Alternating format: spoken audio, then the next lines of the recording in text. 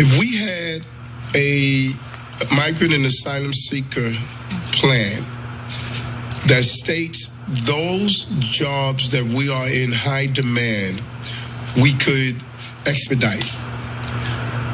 How do we have a large body of people that are in our city and country that are excellent swimmers, and at the same time we need lifeguards?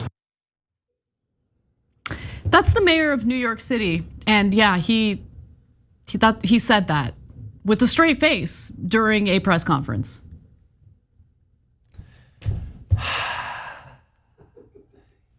He's done so well for himself despite having the worst instincts for a politician ever. Oh my God, I can't believe he said, okay, so let's unpack. You ready to unpack? No, right. Let's pack it more. Let's cover it up, shovel some dirt over it, okay? What a disaster. Okay, so here's what happened. So Adams was asked during a briefing on Tuesday of this week whether lifeguard staffing at the city's pools and beaches would be an issue as Memorial Day approaches. You know, Memorial Day's coming, 3-day weekend.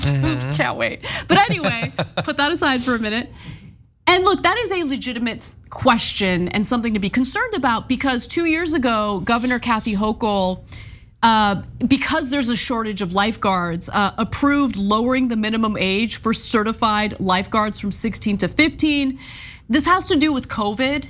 So 15. Thanks in large part. I know that sounds. I was gonna guess 21. 15-year-old saving my ass. Like, let's keep it. Like 16 seems pretty young. Like, yeah. Can you even drag? Like, I'm gonna wash away. You're gonna drag me back? I don't even know if you can. Send 2 15-year-olds, then maybe we have something. Yeah, I do feel that that's a bit young, but nonetheless, the reason why there's a shortage of lifeguards is due to COVID. You know, due to COVID, they had canceled trainings, and there have been far fewer qualified lifeguards over the last couple of years as a result. Okay, so they're trying to play catch up, which is part of the reason why Kathy Hochul's like, let's lower the standards a little bit. Okay, I get it. Yeah.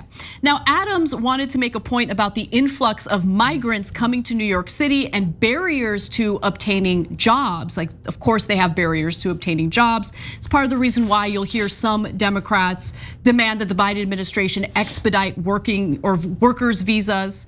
Now, this is a real concern. He just found the most ridiculous possible solution and way to say that migrants should work as lifeguards.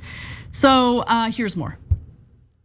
How do we have a large body of people that are in our city and country that are excellent swimmers, and at the same time we need lifeguards?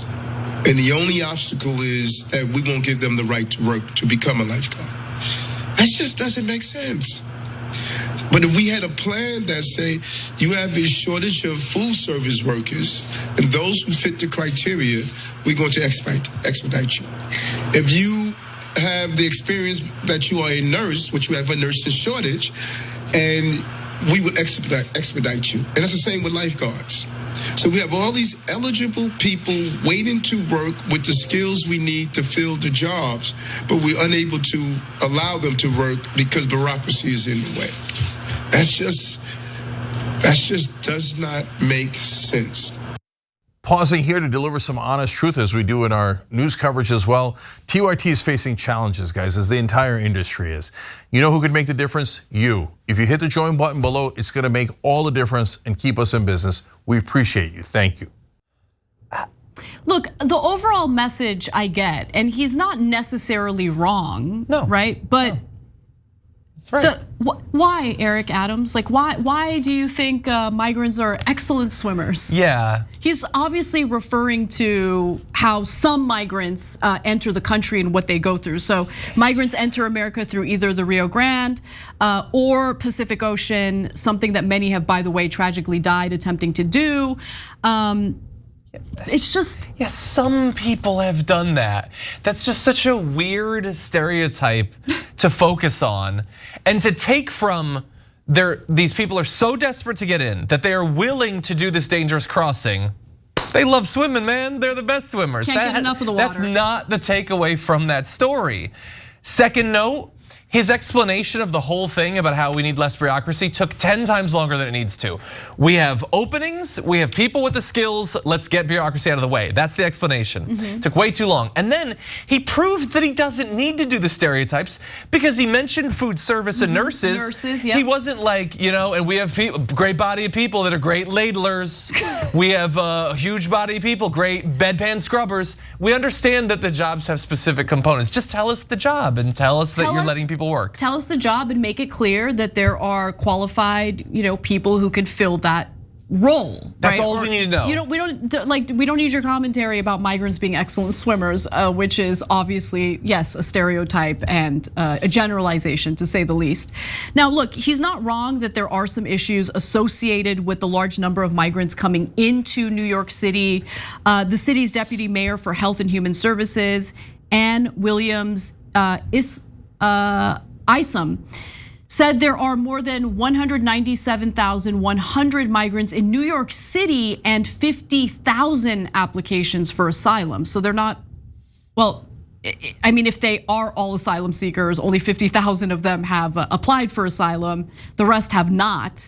And I would venture to say a lot of them are not actual asylum seekers. And so that is an issue. Just last week, more than 1,500 migrants arrived in New York City.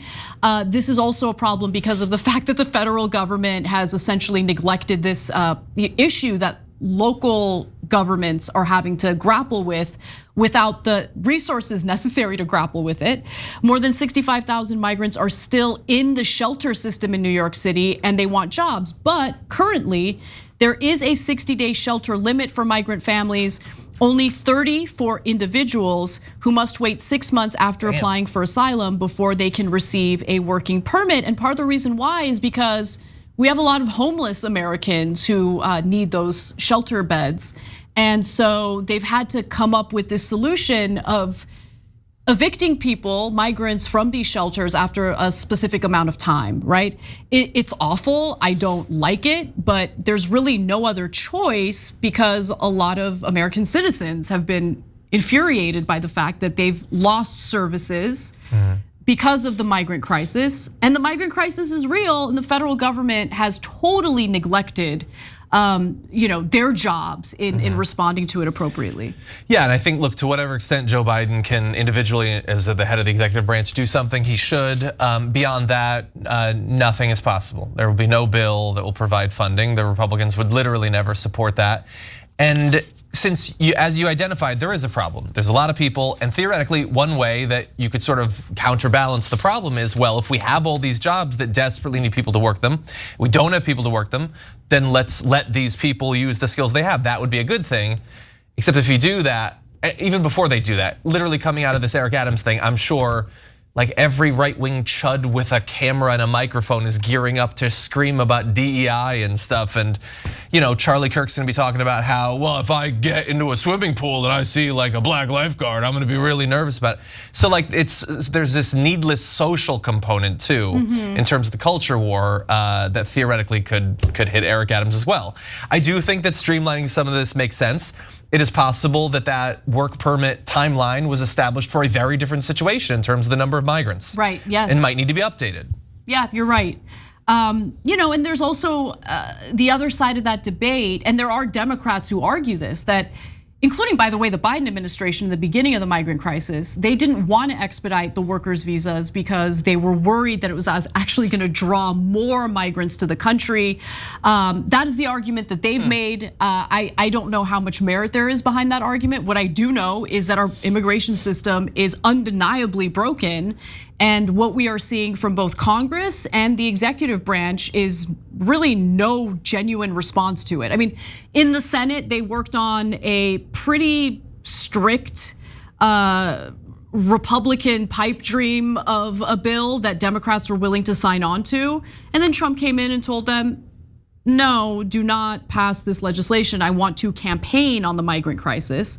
And so Republicans then did exactly what Trump wanted, and we didn't get any solution to the border, which some on the left were happy about because they didn't like that bill to begin with. They thought it was too harsh. So it's just obvious gridlock in Congress, obvious self-interest and political motivation that actually doesn't help ordinary people at all and puts ordinary people at a disadvantage. It's just a broken system, and I'm sick of it. That's really the most honest commentary I can give to you about this whole situation. And Eric Adams should think before he speaks. If you enjoyed this video, that's because of our members. They make us independent, they make us strong, and they make us honest. Become a member today by hitting the join button below.